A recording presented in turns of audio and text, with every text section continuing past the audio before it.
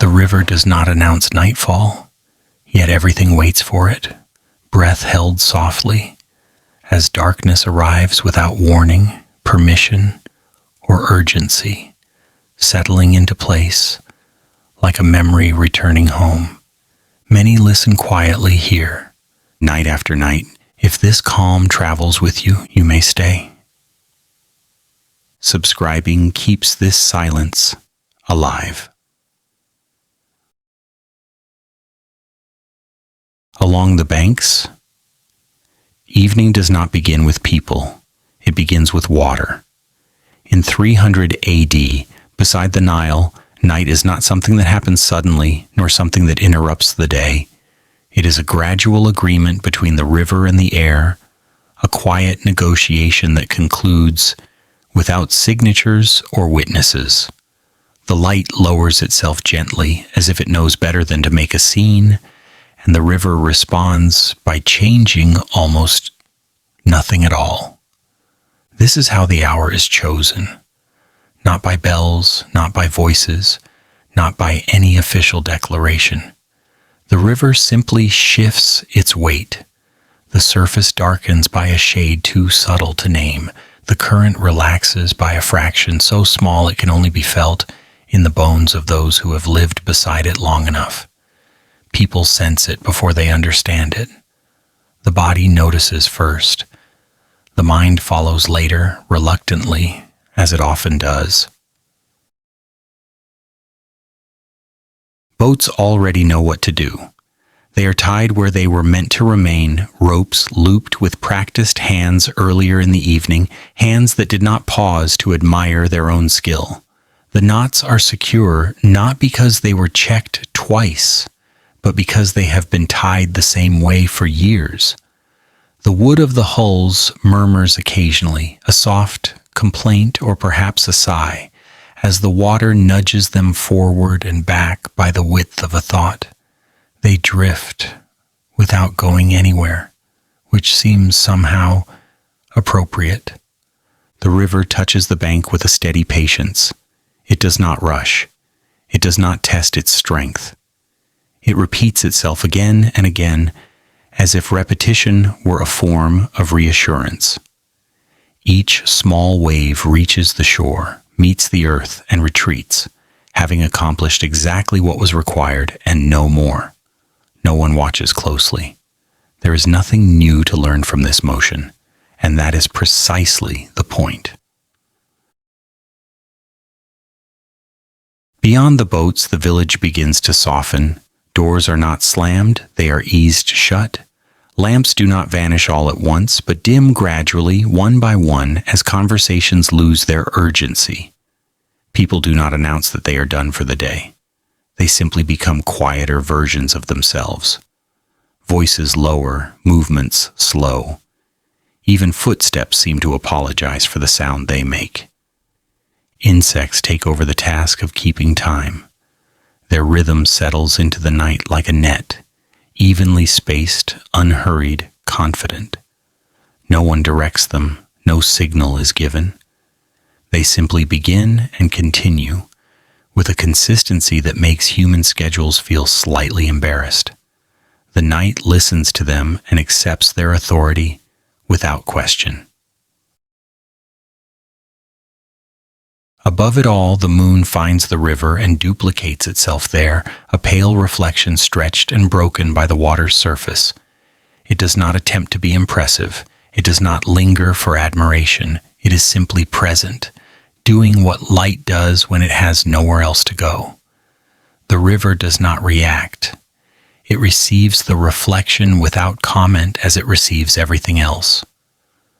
What is striking about this hour is not what happens, but how little is required for it to exist.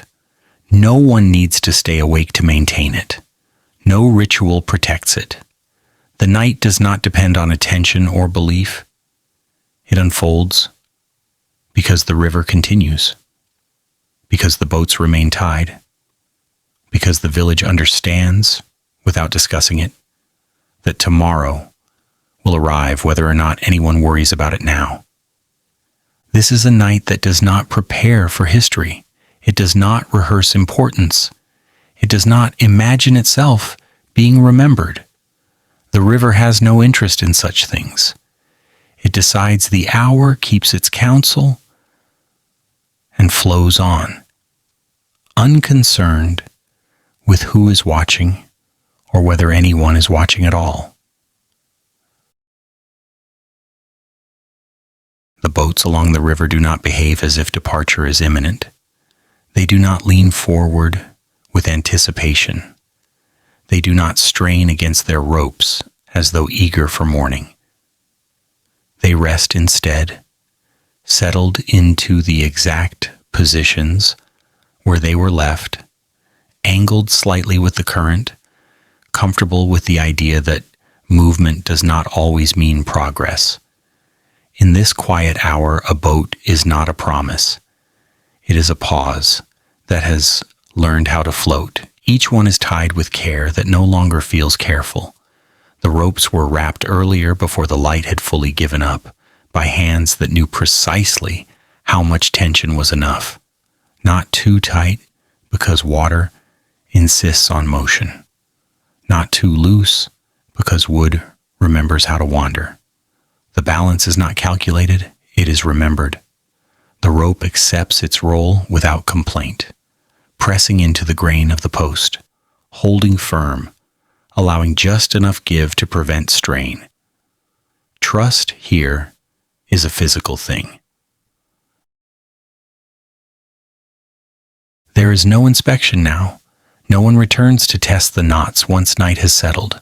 That work belongs to the earlier hours, when eyes were sharper and voices still carried across the water. Now the boats are left alone, and that abandonment is not neglect. It is confidence. Confidence built from hundreds of evenings when the river behaved as expected, when the ropes held, when morning arrived without surprise. A hull shifts slightly, nudged by a passing current that seems almost polite. The movement is so small it could be imagined, a gentle forward slide followed by an immediate retreat, as though the boat had reconsidered. The rope tightens briefly, then relaxes, satisfied. Nothing is gained from this exchange, and nothing is lost. The boat remains exactly where it belongs, and the river continues on its way. In daylight, boats are judged by usefulness, how much they carry, how far they travel, how quickly they return. At night, those measures fall away. A boat that does nothing is not failing, it is resting. Its purpose for the moment is simply to exist on the water without causing trouble. The river asks no more of it, and the boat seems grateful for the modest expectations. There is a particular sound that wood makes when it settles into water for the night. It is not the sharp creak of strain, nor the hollow knock of collision. It is softer, almost conversational, as if the boat were reminding itself that it is still here. The sound travels only a short distance before dissolving into the dark, absorbed by the steady breathing of the river. No one reacts. No one needs to. The ropes, too, have their own language. Fibers rub together faintly when the boat shifts, a whisper that lasts less than a second. The posts answer with silence. They have been placed for this exact purpose, driven into the bank long ago, tested by seasons of water levels rising and falling. They do not wobble. They do not argue. They simply hold night after night, performing their duty without ceremony. What these boats understand, perhaps better than people, is that not every night is meant for journeys. Some nights exist only to preserve the possibility of travel later. By remaining still, by staying exactly where they are, the boats ensure that when morning comes, they will be ready. Preparedness here looks a lot like patience. The river does not hurry them. It flows past, indifferent to whether any vessel joins it. There is no sense of invitation, no suggestion that movement is expected. The water carries silt and reflection and moonlight with the same even attention, and the boats, tethered and calm, watch it pass without envy. They have seen enough currents to know that speed is not always an advantage. In the village nearby, people sleep with the unspoken assumption that the boats will be there when they wake. This assumption is so deeply ingrained that it is rarely acknowledged. No one lies awake worrying about loose knots or drifting hulls. Concern would be inefficient. The system has proven itself too many times to require anxiety as a supplement. This quiet confidence extends beyond the boats themselves. It settles into the rhythm of the night, reinforcing the idea that stability does not need constant supervision. The river is trusted to flow. The ropes are trusted to hold. The boats are trusted to wait. Each part relies on the others, not because of rules or contracts, but because that is how it has always worked. There is a mild irony in how much effort has gone into creating this effortlessness. The boats were built carefully, shaped to handle currents and cargo alike. The ropes were twisted with knowledge passed down through hands rather than words. The posts were placed with foresight, positioned where the bank would not erode too quickly. All of this labor exists so that at night nothing needs to be done. A boat drifts again, this time slightly farther, testing the rope with the gentle curiosity of something that knows it will be stopped. The rope responds immediately, firm but forgiving, guiding the hull back into place. The exchange lasts only a moment, but it carries a lesson repeated endlessly along the river. Freedom here is not the absence of restraint. It is the presence of reliable limits. The moon's reflection slides across the side of the boat, broken into fragments by the ripples. For a brief moment, the hull appears to carry light within it, as though illuminated from the inside. Then the water shifts, and the reflection scatters. The boat does not notice. It has no interest in appearances. If these boats could speak, they would not tell stories of adventure. They would speak instead of waiting, of nights spent listening to water move past without invitation, of mornings that arrived on schedule, of the quiet satisfaction that comes from remaining useful by doing nothing at all. In this way, the boats become markers of a different kind of time. Not the time of progress or ambition, but the time of maintenance. The time that exists to ensure continuity rather than change. It is an uncelebrated role, rarely mentioned yet essential. Without these still nights, the journeys of the day would unravel. The river seems to understand this arrangement. It continues to flow, unbothered by the lack of participation, content to carry on alone. The boats remain, anchored and calm, forming a silent agreement with the night. Nothing needs to be decided. Nothing needs to be explained. The hour holds, steady and unremarkable, exactly as it should. Water does not remember what people ask it to remember. It does not store names, victories, or intentions. It carries no interest in dates. Along the river at night, this becomes especially clear. The surface moves in its steady, familiar way, touching the bank and pulling back again, repeating the same gesture it performed yesterday and the day before that, and long before anyone thought to give the motion a meaning. The water arrives at the shore without enthusiasm. It does not crash. It does not announce itself. Each small wave reaches the earth, pauses just long enough to be felt, then withdraws, replaced immediately by another identical effort. There is no sense of progress here, only persistence. The river does not attempt to convince the bank of anything. It simply continues, confident that repetition will suffice. This rhythm is not designed for observation. It is not meant to be watched closely or admired. Those who live nearby learn to stop noticing it, the way one stops noticing breathing. Awareness would be exhausting. Instead, the water becomes a background presence, dependable and unremarkable, performing its role without asking to be acknowledged. At night, the sound of water gains a certain authority. It does not grow louder, but it becomes more noticeable as other noises retreat. Footsteps fade, voices fall silent, the water remains.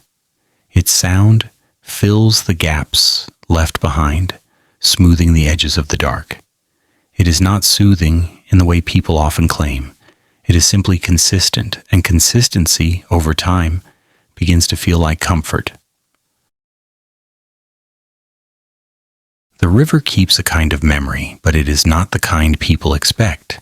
It remembers curves, it remembers resistance, it remembers where the bank gives easily and where it pushes back. It recalls the shape of the land beneath it, the hidden stones and shallow shelves that redirect its flow by small degrees. This knowledge is physical, immediate, and constantly updated. Yesterday's flood is irrelevant. Last year's drought is a rumor at best. Human history passes through the water without leaving much of a trace. Barges move along its surface carrying grain, pottery, letters, and people who believe themselves important. By morning, the water has already forgotten them. Even the sediment they disturb settles quickly, rearranging itself into a pattern that looks much like the one before. The river does not resent this traffic. It does not honor it either. At the edge of the bank, water darkens the soil inch by inch, seeping into cracks, feeding roots that do not know the names of kings. Plants lean toward the moisture without gratitude or ceremony. They accept what arrives, growing where they can, indifferent to where the water has been.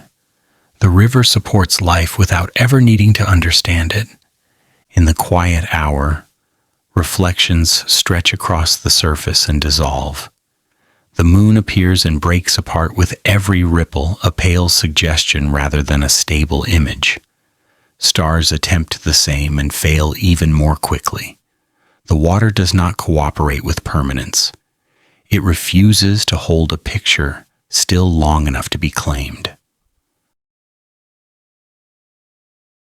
There is something faintly ironic about how often people look to rivers for lessons as though water were interested in teaching. Here, at night, the illusion fades. The river is not offering wisdom. It is demonstrating habit. If there is meaning to be found, it is incidental, discovered by observers rather than delivered by the water itself. The sound of insects blends with the lap of the river, forming a layered rhythm that feels almost intentional, yet no coordination exists. Each sound follows its own rules, intersecting briefly before drifting apart again. The water does not adjust itself to match the insects. It does not seek harmony. It continues as it always has, allowing other rhythms to coexist if they can. Occasionally, a larger movement passes beneath the surface. A fish turns, a current shifts around an unseen obstacle. The change is subtle, registered only as a brief alteration in the pattern of ripples. Then the surface settles back into its familiar motion. Whatever happened below remains private. The river does not provide explanations. People often imagine that water records everything it touches, that it carries the past within it like a ledger. Standing here at night, this idea feels misplaced. The river's memory is selective to the point of indifference. It holds on to what affects its movement and discards everything else. Names sink, stories dissolve, only shape and resistance endure. This selective forgetting is not cruel, it is efficient. By releasing what does not matter to its flow, the river remains adaptable.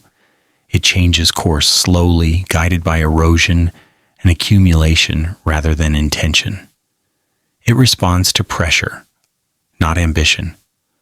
Over time, this approach proves remarkably successful. The bank itself bears the marks of this long negotiation. Smooth stones line the edge where water has passed over them countless times, sanding away sharpness with patient insistence. Rougher ground remains where the river rarely reaches. The boundary between the two tells a story without words, one written entirely in texture. Night deepens and the water continues its work. It does not slow further, it does not speed up. It maintains the pace that suits it best, unconcerned with how this appears to those watching. The river has no audience. It performs because performance is unnecessary.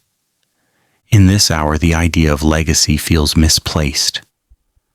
The water does not aim to be remembered, and as a result, it endures. It flows through generations without accumulating the burden of meaning.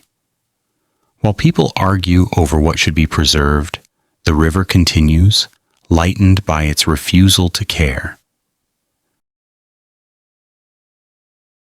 Those who live beside it eventually learn this lesson, though rarely in words. They stop expecting the river to honor their efforts. They take what it offers and leave the rest. At night, when the water moves quietly past, this understanding feels complete. The river touches the shore again, exactly as it has done all evening, and retreats. Another wave follows, identical in purpose if not in form. Nothing is resolved. Nothing is concluded. The motion continues, steady and unremarkable, carrying forward only what it needs to carry. The village does not fall asleep all at once. That would be inefficient. It quiets itself gradually, the way a body lowers its breathing without being told. In the hours after sunset, life does not stop. It simply sheds what it no longer needs. The unnecessary sounds leave first. The essential ones linger, then soften, then disappear when they are no longer required. Doors close without ceremony. They are not slammed.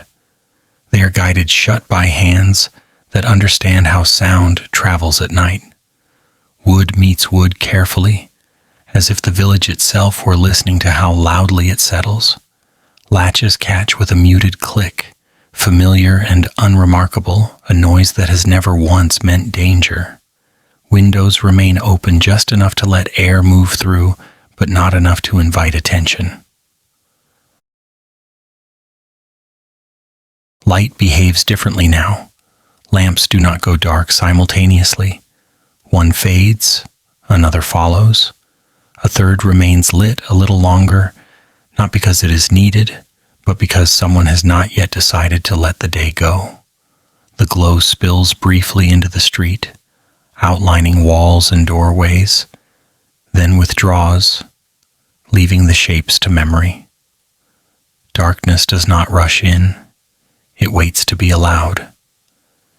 Inside the houses, people adjust their movements. Steps shorten, gestures become smaller. Objects are set down rather than dropped. There is no announcement that quiet has begun. No signal is required. Everyone understands the terms. Loudness belongs to daylight. Night favors restraint. Conversations change their shape. Words stretch out, spoken more slowly, as though each one must justify its presence. Some topics are abandoned entirely, not because they are forbidden, but because they feel out of place. Arguments are postponed without discussion. Plans for tomorrow remain vague. Precision can wait. Children are guided towards sleep not by commands, but by atmosphere. The village lowers its volume around them, and they follow suit, their energy dissolving into the dark. Laughter fades into whispers. Whispers become breathing. Soon, even that recedes, replaced by the steady rhythm of rest. Outside, the paths between houses empty. Footsteps pass less frequently, and when they do, they belong to those who move with purpose and familiarity. No one wanders aimlessly at this hour. There is nothing to be found that will not still be there in the morning. The ground itself seems to recognize this, offering no obstacles, no surprises, only the reassurance of known roots. Animals respond in their own way. Dogs curl closer to doorways. Livestock settle, shifting only when necessary. The sounds they make are minimal and practical, a language of comfort rather than alert. The village does not demand silence from them. It accepts what they offer and ignores the rest. What is remarkable is how little effort this transition requires. No one enforces it. There are no rules written down, no penalties for failing to comply. The quiet is maintained because it benefits everyone. Sleep arrives more easily. Mornings begin without strain. The village has learned, through repetition rather than instruction, that noise is expensive. This knowledge has accumulated over generations. It is not taught explicitly. Children absorb it by watching adults who know when to stop talking, when to sit still, when to let the night do its work. The lesson is simple and never stated aloud. Quiet preserves energy. Energy will be needed later. In the spaces between houses, the night settles fully. Shadows pool in familiar corners, outlining walls and trees in softened contrast. The village does not fear these shapes. They have been here before, unchanged in their intentions. Darkness, like the river, does not need to be managed. It only needs to be accommodated. Occasionally, a late movement breaks the stillness. A door opens briefly. Someone steps outside, pauses, then moves carefully, as though apologizing to the night for the interruption. The sound fades quickly, absorbed by distance and habit.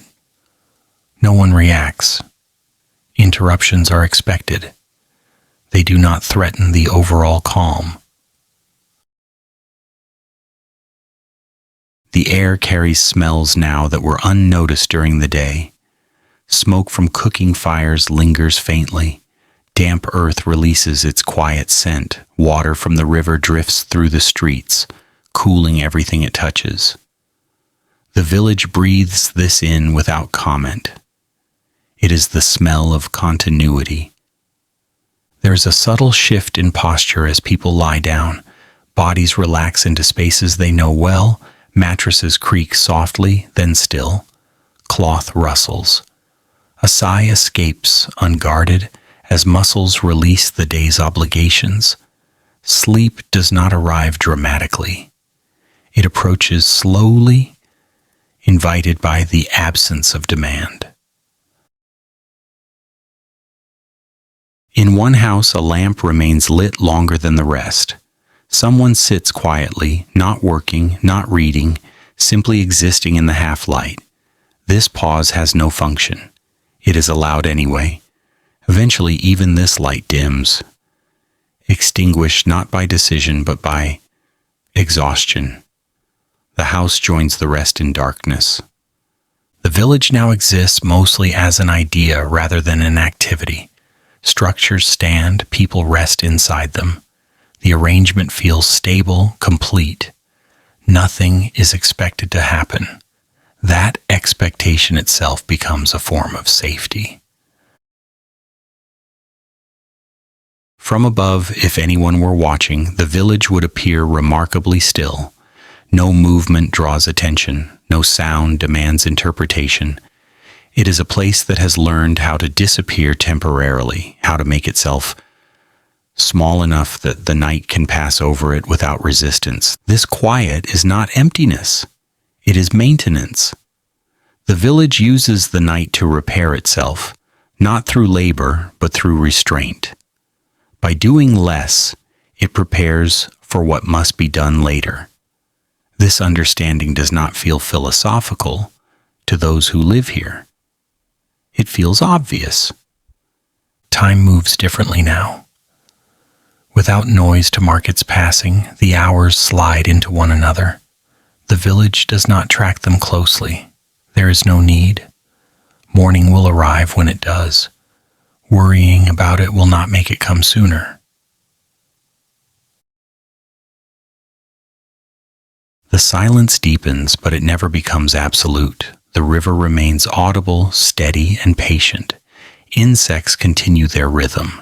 A distant sound drifts in from beyond the village, unidentifiable and unimportant. These noises are not disruptions. They are reminders that the world continues, even while this small place rests. In learning how to go quiet, the village has learned something else as well. That importance does not require constant expression. That survival favors those who know when to withdraw. That the night does not ask for participation, only respect. By the time true sleep settles over the houses, the village has already succeeded. It has reduced itself to essentials. It has lowered its voice. It has trusted the dark. Nothing more is required. The insects begin without warning. There is no moment that marks their arrival, no clear transition from silence to sound. One note appears, thin and precise, followed by another, then several more, until the air itself seems to be carrying a pattern that was not there before. The village does not react, it does not need to. This sound has arrived on schedule. No one organized this, no signal was given. There is no leader among them, no visible structure to explain the coordination. And yet the rhythm settles quickly, evenly spaced, remarkably stable. The insects do not rush into noise. They establish it carefully, as though aware that excess would undermine the entire effort. Each call fits into the space left by another, forming a mesh of sound that covers the night without overwhelming it. People often describe these sounds as background, but that suggests neglect. In truth, the insects are doing important work. They are maintaining the night's tempo. As human activity recedes, something must take its place, or the darkness would feel too empty, too undefined. The insects step into this role naturally, filling the space with just enough presence to reassure those who are still awake that time continues to move. The rhythm is consistent but not mechanical. It breathes. It adjusts subtly to temperature, to air, to the shifting dampness rising from the river. The insects respond to conditions rather than commands. If the night cools, the pattern slows by a degree almost impossible to measure. If the air warms, it tightens again. This sensitivity gives the sound its authority. It belongs to the night rather than sitting on top of it. Unlike human timekeeping, there is no attempt here to divide the night into equal parts. No hours are marked, no milestones announced. The insects do not count, they persist. Their sound stretches across the dark as one continuous effort, unbroken by concern for accuracy. Precision, in this context, is a byproduct rather than a goal. The irony is difficult to ignore. People spend their days constructing ways to measure time, arguing over calendars, correcting one another's calculations. At night, a group of small, unnoticed creatures keeps better order without trying. The insects do not care if anyone listens. They maintain the rhythm regardless. This sound does not demand attention, but it accepts it if offered. Those who lie awake find that their breathing begins to align with it, slowing naturally, falling into step without conscious effort. The body recognizes the pattern as safe, predictable.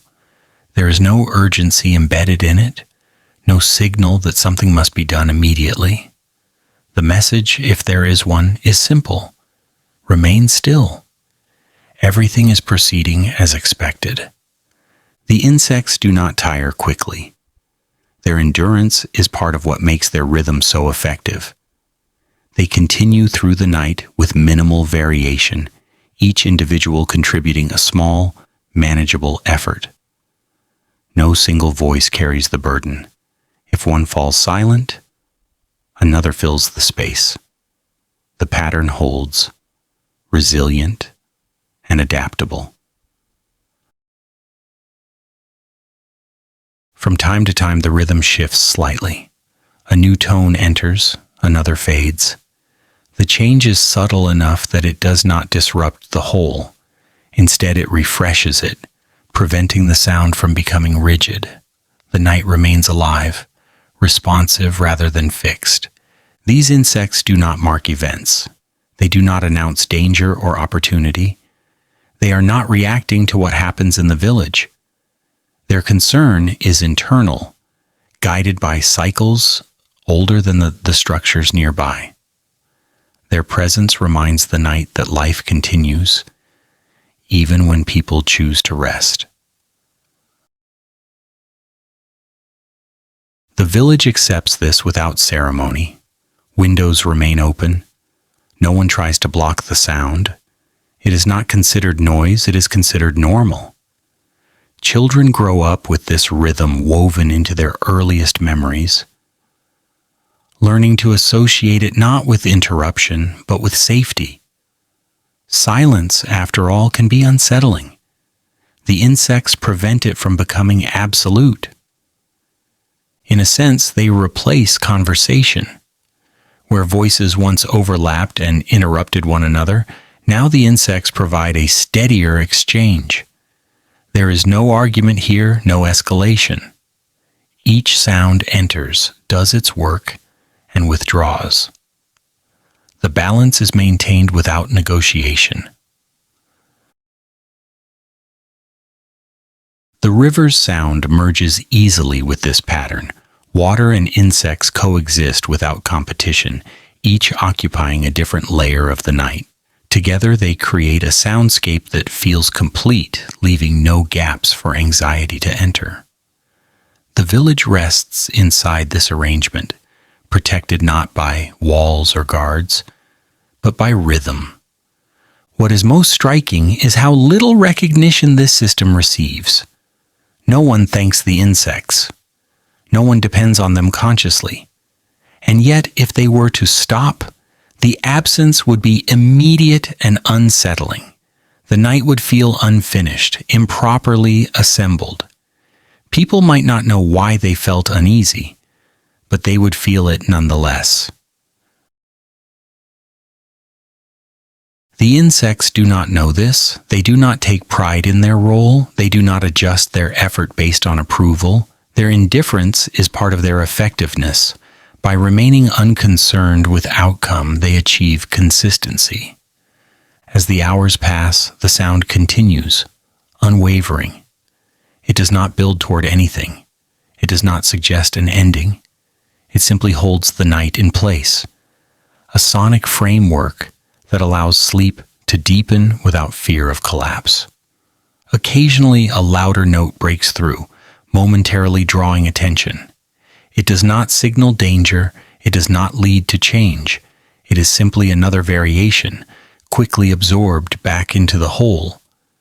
The system remains intact.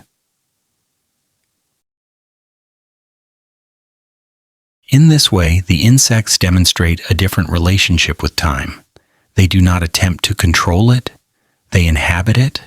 Their rhythm does not push forward or pull back. It stays where it is, allowing everything else to align around it. By the deepest part of the night, their sound has become inseparable from the dark itself.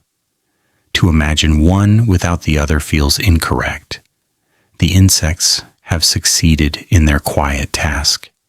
They have kept time without measuring it, guided rest without instructing it, and maintained order without authority. When morning eventually approaches, their rhythm will change again, thinning out, dissolving as daylight returns. No announcement will mark this transition either. The insects will simply stop when the night no longer requires them. Until then, they continue patient and precise, offering the village a lesson it does not realize it is learning. That order does not always come from effort. That consistency can emerge without supervision, and that sometimes the smallest voices keep the longest hours. The boat continues to move, even after everything necessary has been done to stop it. The rope is secure, the post holds. The current has already been accounted for. And yet the hull shifts slightly, responding to forces too small to justify attention. The motion is minimal, almost courteous, as if the boat were checking in with the water rather than attempting to leave it. This movement does not indicate restlessness. It is not impatience, disguised as drift. The boat is not confused about its role. It knows where it is meant to be. The rope has made that clear. What remains is a quieter exchange, one that exists below intention. The water moves, the boat responds, the rope answers. Nothing progresses, but nothing resists either. At night, this kind of motion becomes more visible, not because it increases, but because there is less to distract from it. In daylight, eyes are drawn to departures and arrivals, to purposeful travel. At night, attention settles on what stays. The smallest shifts gain significance simply by being allowed to exist without competition. The boat drifts forward by a few inches, then stops, checked gently by the rope. The pause that follows is longer than the movement itself. In that pause, the water continues past, unconcerned. The boat remains. The rope relaxes slightly, reassured. This sequence repeats, irregularly but reliably, forming a pattern that feels almost intentional. There is no advantage gained from this motion. No distance is covered, no task is advanced. And yet the movement persists. It serves a different function. It confirms that the system is still alive. A perfectly still boat would invite suspicion. It would suggest stagnation or neglect. This gentle drifting reassures everyone involved that the relationship between water, wood, and rope remains intact. The rope does not pull sharply. It does not snap the boat back into place. It allows the motion to complete itself, absorbing the energy gradually. This restraint prevents wear. It preserves the fibers. The rope understands that resistance does not need to be dramatic to be effective. Firmness, applied patiently, is enough.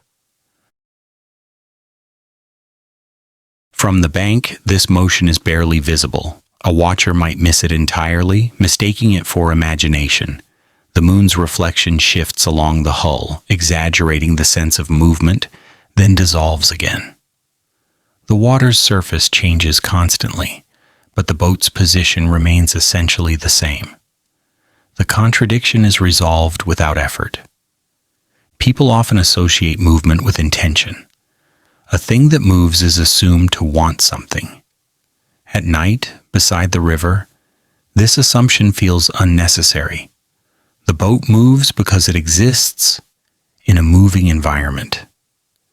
Its stillness is relative, negotiated moment by moment rather than enforced absolutely. This distinction matters. Absolute stillness would require constant correction. It would demand vigilance. Relative stillness, on the other hand, emerges naturally from balance. The boat accepts a small amount of motion in exchange for long-term stability. The rope accepts a small amount of strain to avoid sudden stress. The water accepts obstacles without altering its course. Together they create a system that does not seek perfection. It seeks durability. This is not an arrangement designed to impress. It is designed to last through the night without intervention. As the hours pass, the motion continues, subtle and unremarkable. The boat's creak is occasional and soft, never sharp enough to cause alarm. Each sound blends into the night's larger texture, joining insects and water without demanding priority.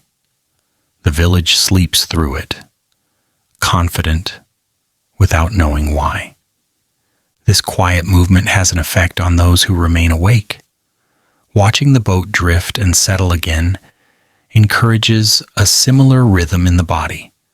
Thoughts loosen their grip. Attention drifts without direction. The mind learns that it does not need to arrive anywhere tonight. It can move without purpose and still be at rest. The irony is gentle but persistent.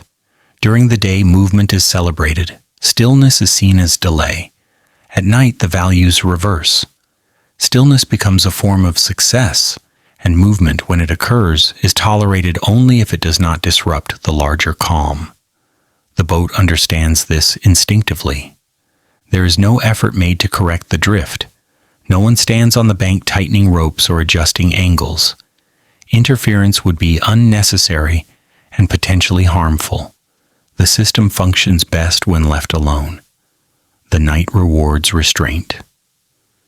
Occasionally, a slightly stronger current passes, perhaps caused by changes upstream or shifts in temperature. The boat responds with a longer drift, the rope tightening more noticeably this time. The moment passes. The boat settles again. The rope relaxes. Nothing breaks. Nothing changes. This capacity to absorb variation without collapse is the true strength of the arrangement. It does not depend on ideal conditions. It expects irregularity and prepares for it by allowing flexibility. The night, with all its uncertainties, is handled quietly, without confrontation. The water continues its work, flowing past the stationary boat, as if nothing unusual were happening. From the river's perspective, nothing is. Obstacles come and go. Currents adjust. The presence of the boat is acknowledged and then forgotten. The river does not dwell. In this way, the boat's motion is less about itself and more about the environment it inhabits. It participates without dominating. It responds without redirecting. It remains part of the river's story without insisting on being the subject. As the deepest part of the night arrives, the motion slows slightly. Not because anything has changed, but because the conditions have settled further. The air cools. The water's surface smooths. The exchanges become even more restrained. The boat barely shifts now, content with the arrangement. This is not sleep. The boat does not sleep. It remains alert in its own way, responsive to the smallest changes. But this alertness does not feel tense. It feels prepared. There is a difference. The village rests nearby, unaware of these details, yet benefiting from them. The boats will be where they expect them to be in the morning. The ropes will still hold. The river will still flow. The quiet movement of the night has ensured this outcome without anyone needing to worry. If there is a lesson here, it does not announce itself. It does not ask to be applied elsewhere. It simply exists, demonstrated over and over again in inches of drift and moments of pause. Movement does not always mean leaving. Sometimes it is simply the way staying remains possible. By the time the night begins to thin, the boat has performed its task without doing anything remarkable. It has moved enough to remain balanced. It has stayed enough to remain useful. The system has held. Nothing more was required. The moon rises without ceremony. It does not wait for silence, nor does it demand attention. It simply appears, pale and consistent, occupying the space the sky allows it. There is no announcement. No one looks up at exactly the right moment. The moon does not mind. It has learned over long practice that being noticed is optional. Its light reaches the river eventually not as a focused beam but as a loose offering. The surface accepts it without enthusiasm. The reflection stretches, breaks, reforms, then breaks again, never quite settling into a shape that could be kept. The moon is present on the water, only briefly at any given point, constantly replaced by itself. Permanence is not part of the arrangement. People often speak of moonlight as if it were intentional, as if the moon were trying to create atmosphere. Standing beside the river at night, this idea feels unnecessary. The moon is not composing a scene, it is simply shining. The river, for its part, is not cooperating. It refuses to hold still long enough to display the light properly. The result is something unstable and fleeting. A silver line appears along the edge of a boat, then slides away. A pale shimmer touches the bank, then dissolves into darkness. The light never settles where it lands. It cannot be framed. It cannot be pointed to for very long. Anyone hoping to admire it must do so quickly before it changes its mind. This impermanence does not bother the night. In fact, it suits it well. The darkness remains dominant, interrupted only briefly by these soft intrusions of light. Nothing is revealed completely. Shapes remain suggestions rather than declarations. The village continues to sleep without feeling exposed. The moon's reflection interacts with movement rather than resisting it. When the water stirs, the light breaks apart willingly. When the surface smooths, it gathers again, thin and uncertain. The moon does not argue with the river. It adapts, even if that adaptation means losing its own shape repeatedly. There is a faint humor in how much attention people give to moonlight during the day, discussing it in advance, planning around it, writing about its effects. At night, when it actually arrives, it does very little. It lights nothing fully. It clarifies nothing completely. It offers just enough visibility to remind the world that darkness is not absolute. The boats receive this light without acknowledgement. Their surfaces catch it briefly, then let it slide away. Wood does not react emotionally to illumination. It does not glow with meaning. It simply reflects what it must, when it must, and then returns to shadow. The riverbank, too, is selective. Stones near the water brighten momentarily, revealing smooth edges shaped by years of contact. A patch of wet earth gleams faintly, then darkens again as the angle shifts. These glimpses feel accidental, as though the night were revealing details without intending to be helpful. The moonlight does not improve the scene, it does not romanticize it, it does not turn the village into something else.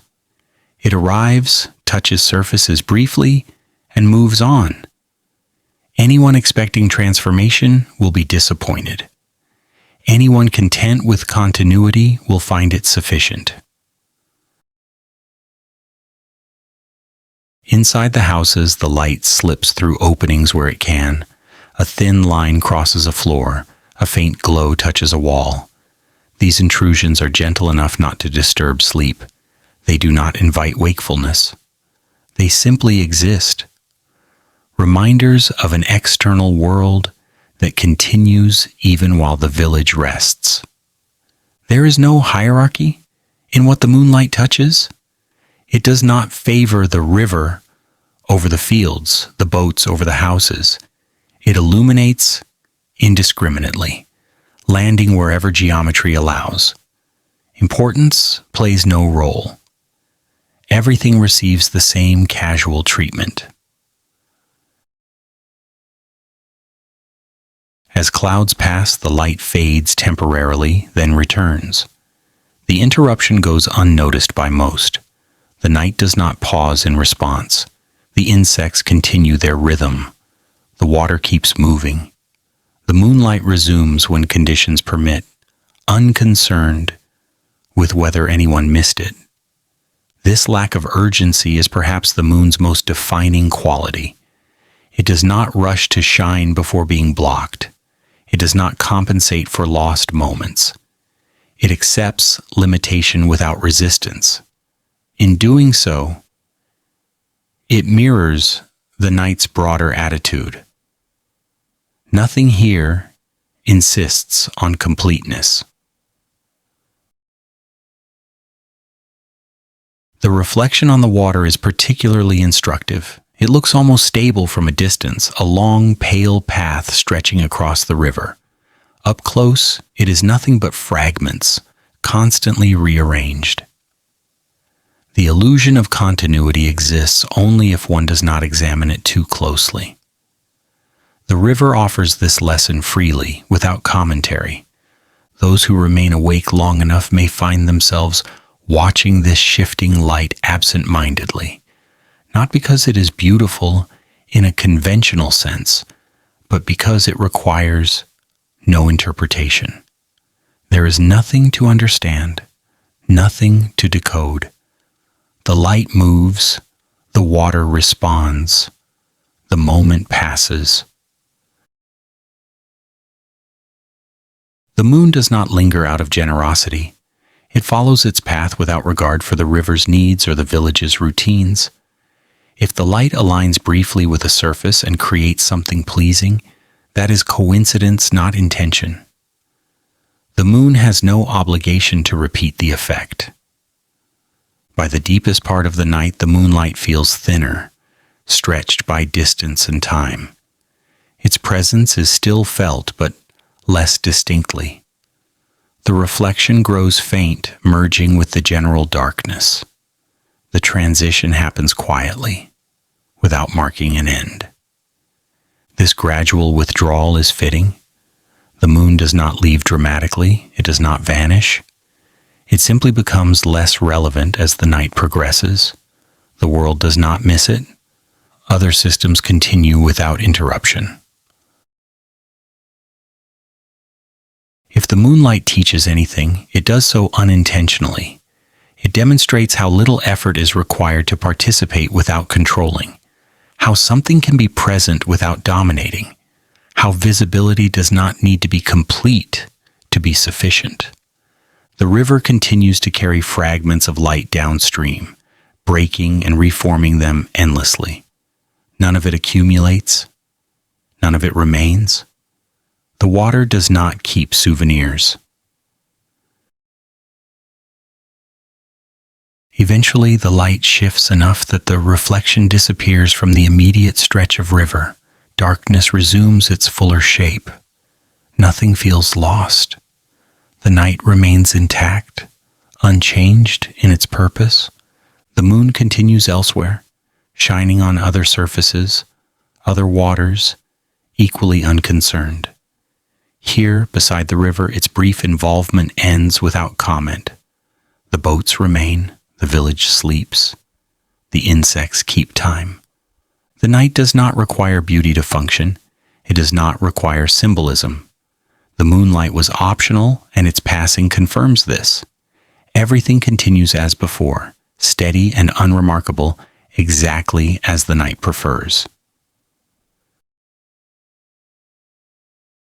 Night work begins quietly, almost accidentally. No one announces that a shift has started. There is no change in posture dramatic enough to suggest responsibility has arrived. Instead, a few people simply remain awake, while others do not. And that difference, small as it is, becomes enough. Along the river, someone sits near the boats, not standing guard in the way stories later prefer to imagine, but sitting, settled, familiar with the shapes and sounds around them. There's no sense of threat to be monitored. The posture is relaxed, weight shifted comfortably, eyes open but not searching. This is not vigilance. It is presence. The work, if it can be called that, consists mostly of noticing when nothing has changed. Boats remain where they were, ropes hold. The water moves as expected. Each confirmation requires no action, only awareness. When everything is in order, doing nothing is the correct response. This is a skill learned slowly and valued quietly. People who remain awake at night often acquire an undeserved reputation for importance. Daytime imagines them as guardians, protectors, watchers standing between safety and disaster. The reality is less dramatic. Most nights there is nothing to protect against. The work is not about intervention. It is about continuity. A person walking the edge of the village does so unhurriedly. Their pace does not suggest urgency. They move because movement feels appropriate, not because danger demands it. Each step follows a familiar route, one that has been traced so many times it no longer requires thought.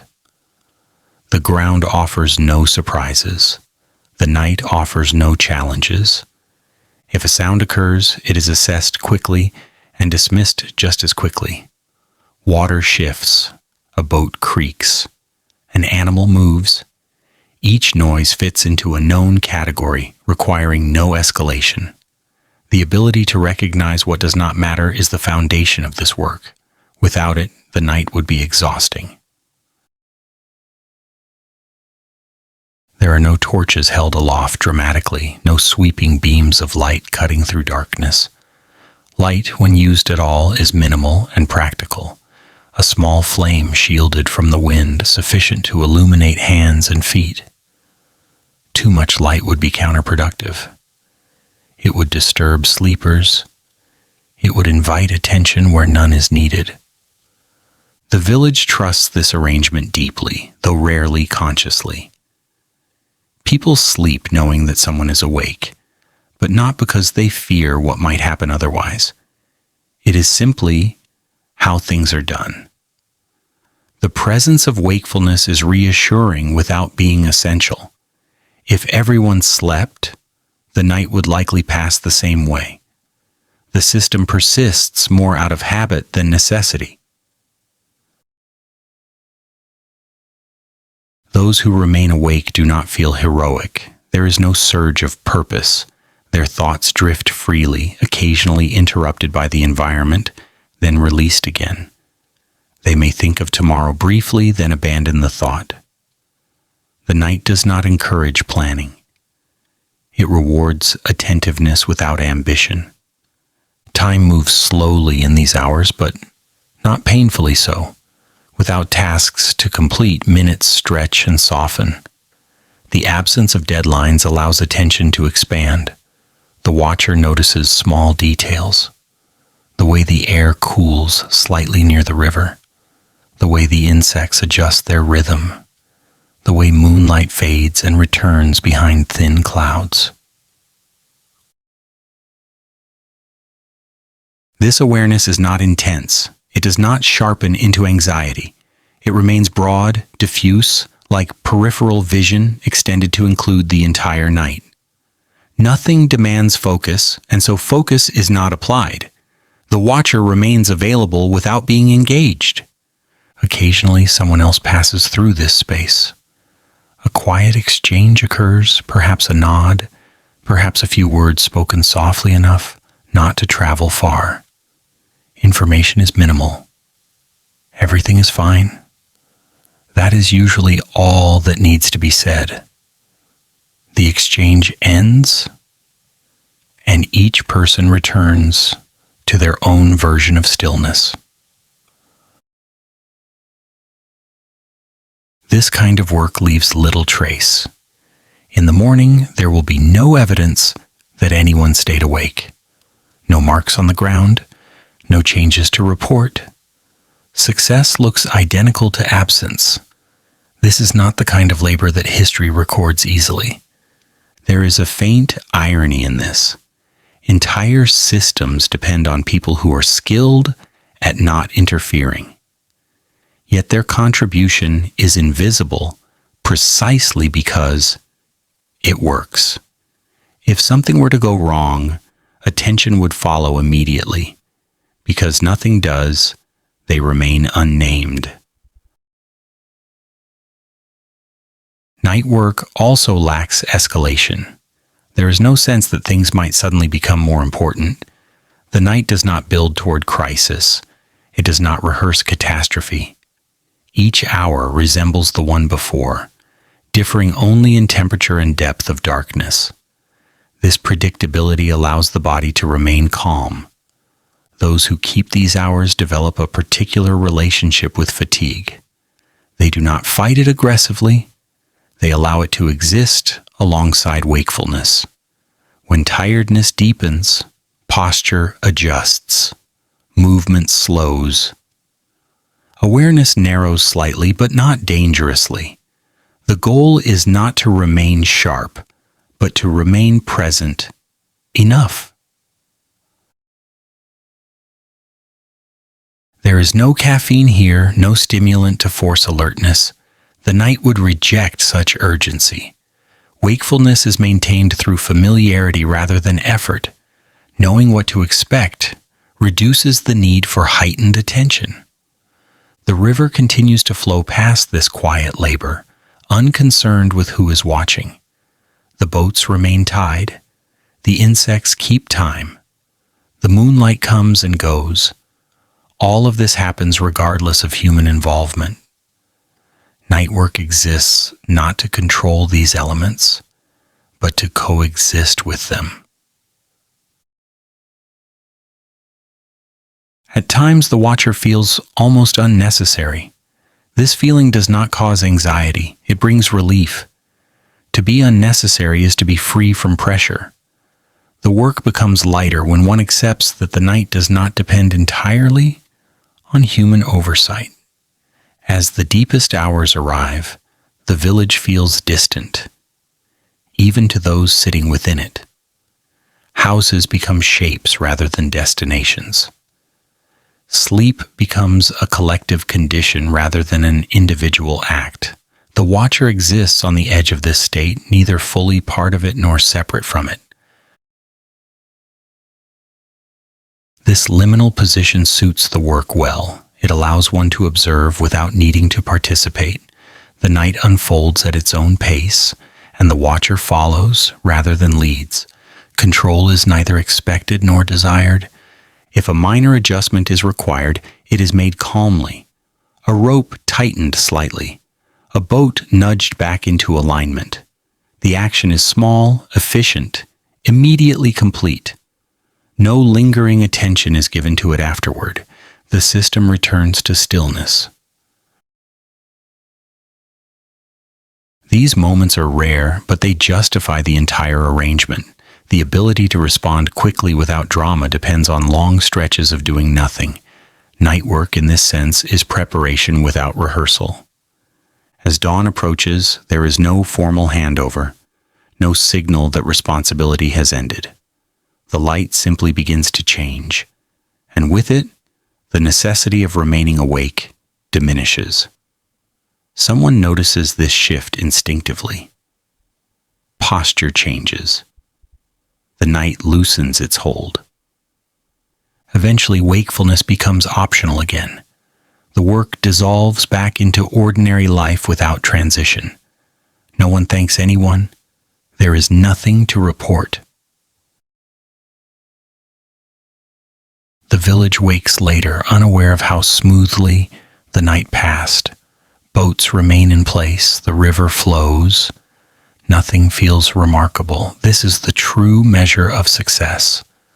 Night work does not seek recognition. It does not leave monuments.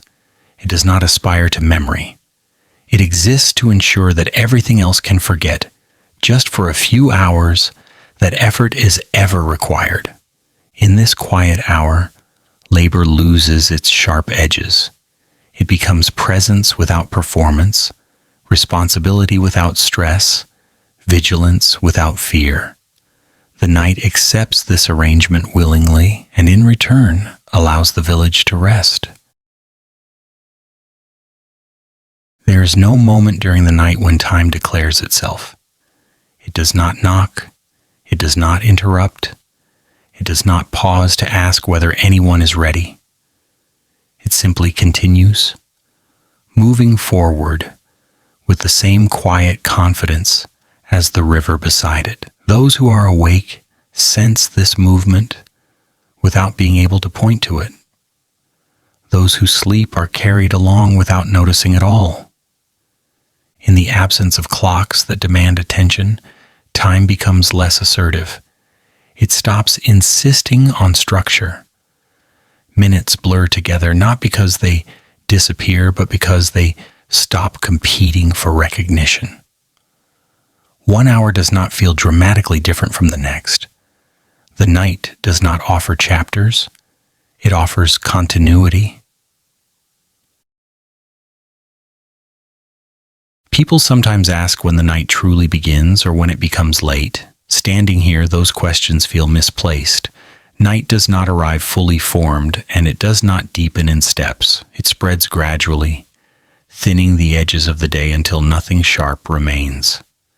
Time follows the same pattern, losing definition as it goes. Without announcements, the body becomes the primary measure. Wakefulness fades slightly, then steadies. Thoughts slow, then drift. Attention narrows not toward a single point, but toward the present moment, which stretches comfortably when unchallenged. The body understands time in this way far better than the mind ever has.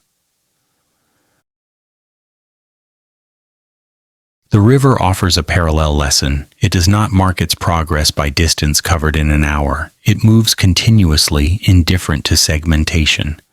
Watching it at night reinforces the idea that time does not need to be divided to function. Flow is sufficient. In the village, nothing signals that the night has reached a particular stage. No bells ring, no voices call out. Lamps do not change in response. Sleep deepens quietly, layer by layer, without ceremony. Time passes through the houses like air, unnoticed and unremarked. Those who remain awake find it difficult to say how long they have been so. The question itself loses urgency. Duration matters less when nothing is being counted. The night does not reward accuracy. It rewards presence. There is a subtle relief in this. During the day, time is often treated as a resource to be managed, spent, or saved. At night, it becomes something closer to weather. It happens regardless of intention. One can only experience it, not control it.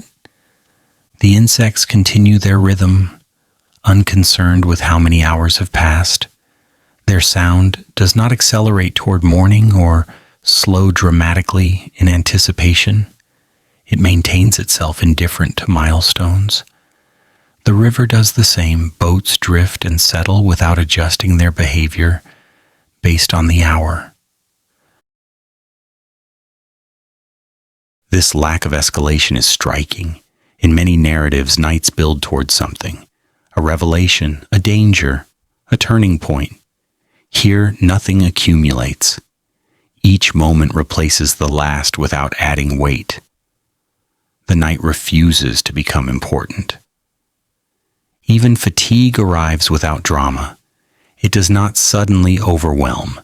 It spreads gently, a gradual softening of edges rather than a collapse. Those who are awake accept it without resistance. Fighting would be pointless. The night is patient enough to wait. Time in this setting feels less like a line and more like a surface. One does not move along it so much as rest upon it. Events leave shallow impressions that fade quickly. Nothing carves deep grooves. This has an effect on memory. Later it will be difficult to recall specific moments from this night. Not because nothing happened, but because nothing insisted on being remembered. The night does not provide hooks for recollection. It passes cleanly. There is a faint irony here. People often worry about wasting time, about letting hours slip away unnoticed. At night, unnoticed time becomes the goal. The absence of markers is a sign that everything is proceeding correctly. The riverbank remains unchanged hour after hour. Stones do not shift dramatically. Shadows move slowly, almost imperceptibly.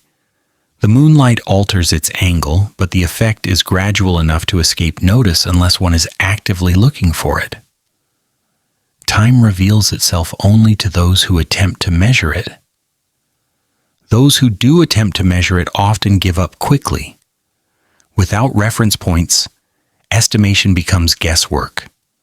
Better to let the night pass on its own terms. The effort required to track time feels out of proportion to any benefit gained. The village seems to understand this instinctively. No one sets alarms for the middle of the night. No tasks are scheduled to begin at a precise hour. The night is allowed to remain undefined. Morning will announce itself clearly enough when it arrives. This approach to time fosters a particular kind of calm. Without deadlines, the mind releases its grip. Concerns lose their sharpness. Thoughts become observational rather than directive. The night encourages reflection without requiring conclusion. The river's flow reinforces this attitude. It does not hurry because it is late, nor does it linger because it is early. It moves at the pace that suits it. And that pace remains steady regardless of the hour. Time adapts to the river, not the other way around. In this environment, impatience feels out of place. There is nothing to wait for that would justify tension. The night does not promise transformation. It promises only continuation. Accepting this makes the passing hours feel lighter. Even those who sleep participate in this arrangement. Their rest is not segmented into neat intervals. Dreams drift in and out. Awareness rises briefly, then sinks again. Time moves through them without interruption, carrying them gently toward morning. As the deepest part of the night settles, there is no announcement of its arrival. Darkness simply feels fuller. Sounds feel slightly more distant.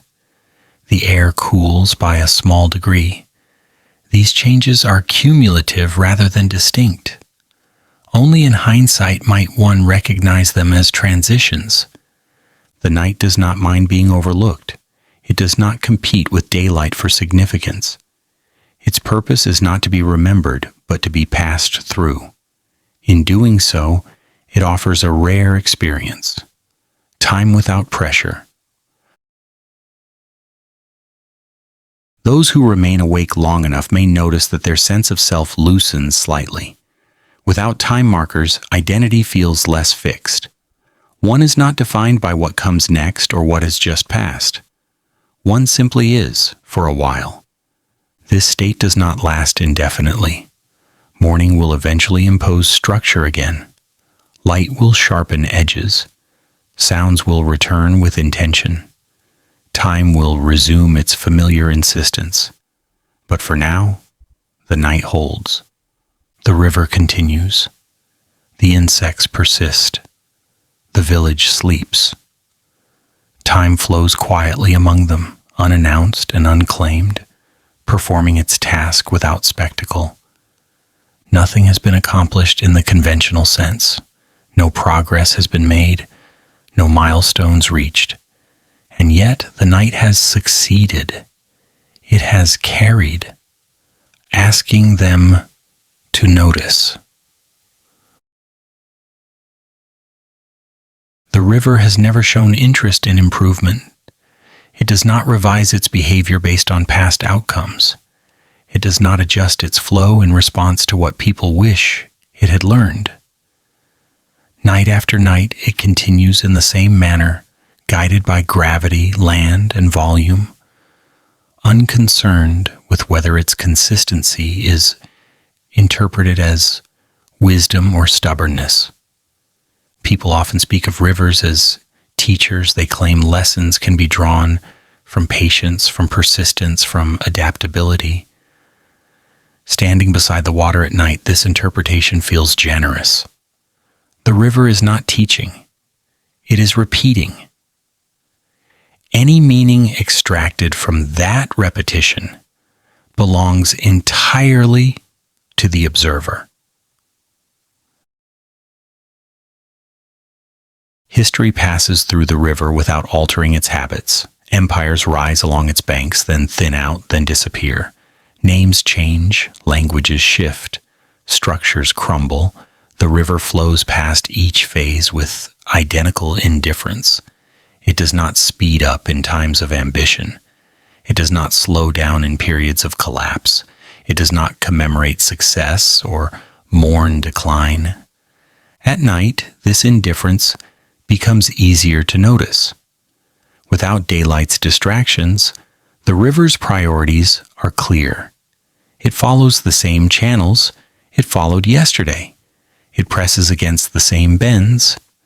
It deposits sediment where conditions allow and erodes where resistance is weakest. These decisions are not informed by memory. They are responses to the present moment only. The idea that the river learns from flooding is particularly misleading. When water rises and spills over its banks, people speak of warnings, of consequences, of mistakes that should not be repeated. The river hears none of this when conditions align again. It floods again. There is no record kept, no resolution passed. The river does not regret. This absence of learning is not a flaw. It is the source of the river's endurance. By refusing to accumulate lessons, it avoids becoming rigid. Each moment is handled on its own terms. The river does not carry the weight of its past. It carries only water. Those who live beside it eventually adjust their expectations. They stop demanding accountability from something incapable of offering it. Instead, they learn patterns. They observe levels. They adapt their own behavior without expecting the river to reciprocate. This arrangement proves far more effective than argument. At night, the river's refusal to engage with history feels almost comforting. There is no sense that the present must justify itself against what came before. The water does not compare this night to any other. It does not declare progress or decline. It simply exists, complete in its current form. The banks bear marks of past events, but the river does not study them. Smooth stones and worn edges tell stories to those who care to read them. The water moves over these features without recognition. Evidence accumulates. Interpretation remains optional. Human structures along the river often attempt permanence. Walls are reinforced, channels are redirected, markers are placed. Over time, many of these efforts fade, altered, or erased by the same steady movement they sought to control. The river does not retaliate. It does not resist aggressively. It waits. This waiting is misunderstood as patience. In reality, it is indifference stretched over time. The river does not wait for permission. It does not pause to see if circumstances will improve. It proceeds, moment by moment, unaffected by opinion. Night amplifies this quality. With fewer human activities imposing meaning on the landscape, the river's true nature is easier to perceive. It does not perform. It does not respond to attention. It continues, whether observed or ignored. There is a mild irony in how often people attempt to align their narratives with the river's course. They speak of destiny, of inevitability, of lessons learned too late. The river does not participate in these stories. It is not invested in outcome. It is invested in motion.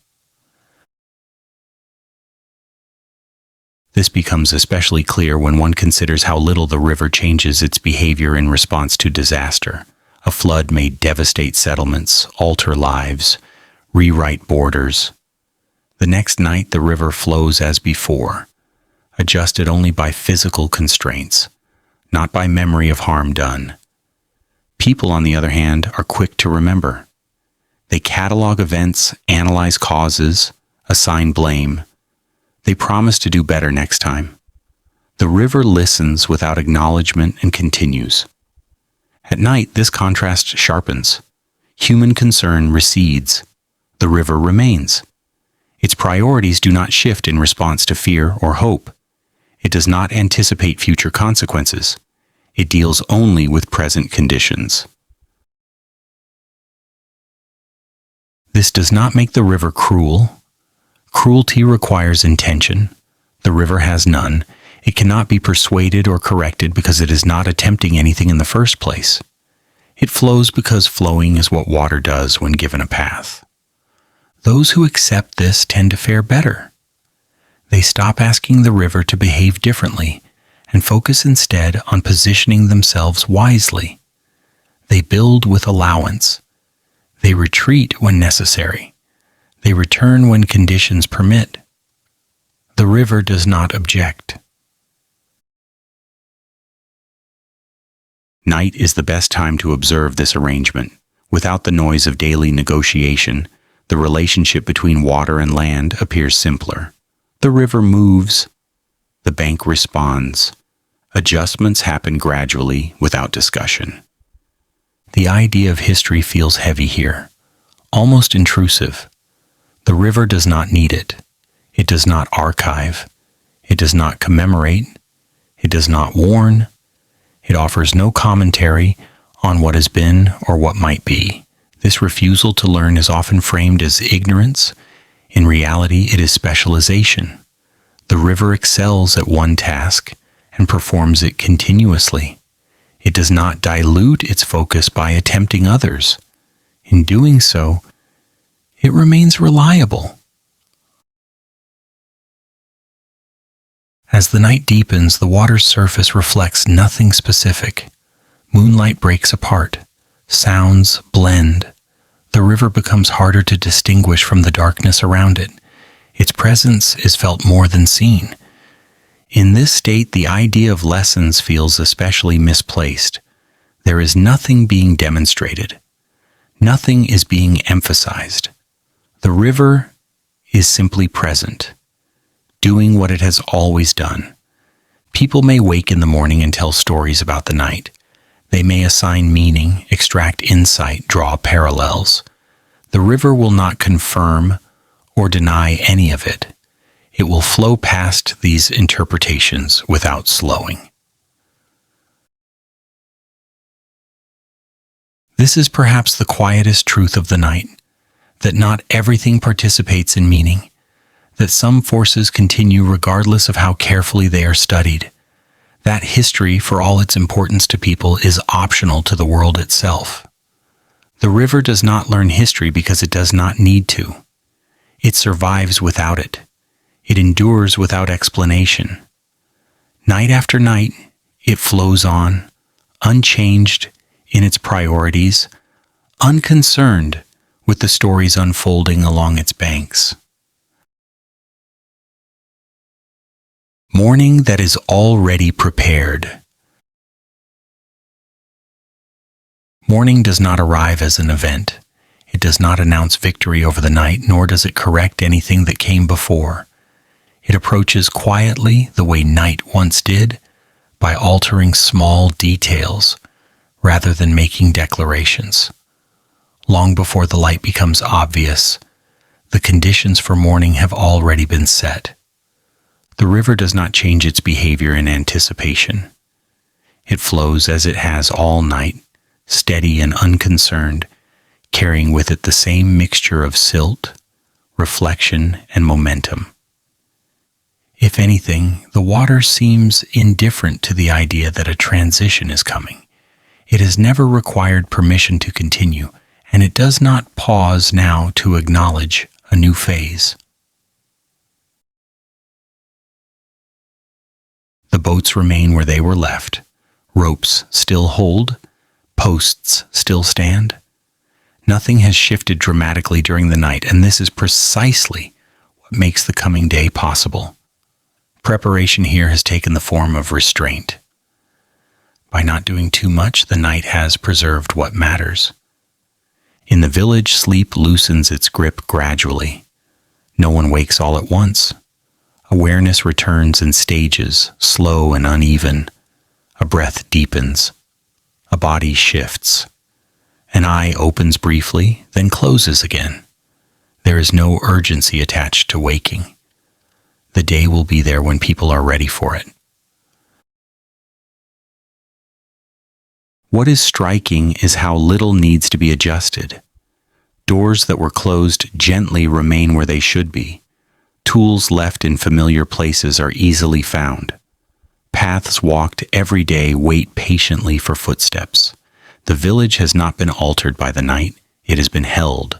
Morning benefits from this continuity more than it ever acknowledges. Because nothing was disturbed, nothing needs repair. The first tasks of the day do not involve correcting mistakes or recovering losses. They involve continuation. Work resumes because it was never interrupted in any meaningful way. The insects begin to thin out, their rhythm loosening without ceremony. No signal tells them to stop. The night no longer requires their precision, and so they withdraw, one sound at a time. The silence they leave behind is not empty. It is transitional, making space for new layers of sound to arrive. Birds take advantage of this opening, adding their own calls to the air. Their timing is not exact, but it is sufficient. The overlap between night and day lasts only a short while, yet it carries a sense of completeness. The exchange happens without negotiation. Light returns cautiously. It does not flood the village. It tests surfaces gently, touching walls, paths, and water in small increments. Shadows shorten, then rearrange themselves. Nothing is revealed all at once. The day assembles itself patiently. People wake into a world that feels ready for them. This readiness is subtle. It does not present itself as comfort or convenience. It simply feels correct. The boats are where they should be. The river is within its banks. The village is intact. These conditions do not inspire gratitude because they are expected. Expectation here is not entitlement. It is familiarity. Life along the river has taught people what a normal morning looks like, and this one qualifies. The night has done its work by staying out of the way. There is a faint irony in how much effort people often believe preparation requires. Plans, strategies, contingencies. Standing here watching the day emerge, it becomes clear that much of what enables morning happens through non-interference. The night prepared the day by allowing systems to remain stable. The riverbank bears no new marks. Stones are where they were. The waterline has shifted only slightly, responding to conditions too minor to matter. The land recognizes the river as it always has, without surprise or alarm. This mutual recognition is the foundation of trust. As people begin to move about, their actions fit easily into the existing arrangement. No one hesitates, unsure of what has changed. The continuity between night and day is smooth enough to be overlooked. This is the highest form of success for a transition. The boats will soon be used again. Cargo will be loaded. Passages will be planned. Movement will regain its daytime meaning. Yet none of this requires reorganization. The night has left everything aligned. Even the air feels prepared. Cooler from the darkness, it carries scents more clearly now. Water, earth, faint smoke from early fires. These elements combine without clashing, creating an atmosphere that feels workable rather than dramatic. People stretch, adjust clothing, begin small tasks. There is no sense of beginning from zero.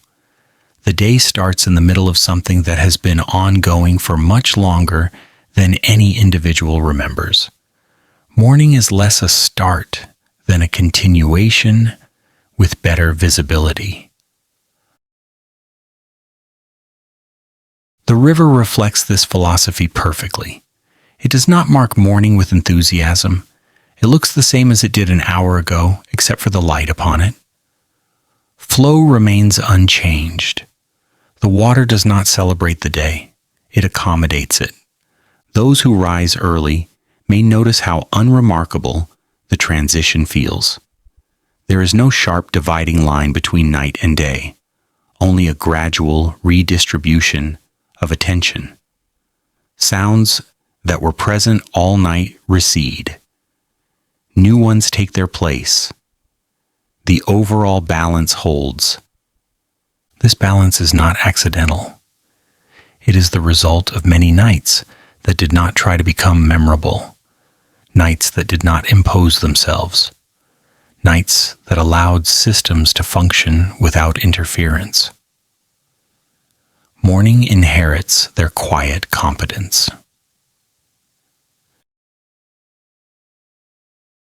In this way, the night reveals its purpose only after it has ended. It exists not to be noticed, but to make the next phase possible. Its success is measured by the absence of disruption. History, when it later looks back, may overlook such nights entirely. It prefers moments of change, of collapse, of decision. But life along the river understands something else. That endurance is built on nights like this, nights that pass without incident. The morning that arrives now is not dramatic. It does not promise transformation. It promises repetition. Boats will leave and return. The river will continue. The village will speak again, louder than it did at night, but not recklessly.